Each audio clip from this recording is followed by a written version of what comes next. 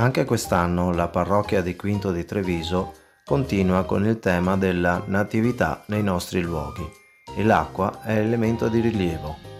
Simbolo di vita e di nascita, è capace di sgorgare dal sottosuolo e di nutrire la terra anche sotto forma di pioggia. Per noi cristiani assume un ruolo importante fin dal fonte battesimale, segno di rinascita e purificazione. San Francesco loda il Signore per sorella acqua, la quale è molto utile, umile, preziosa e casta, mentre Papa Francesco ne richiama l'importanza. Luoghi che nel tempo hanno segnato la storia di questo paese proprio grazie all'acqua. Vi auguriamo un felice e sereno Natale.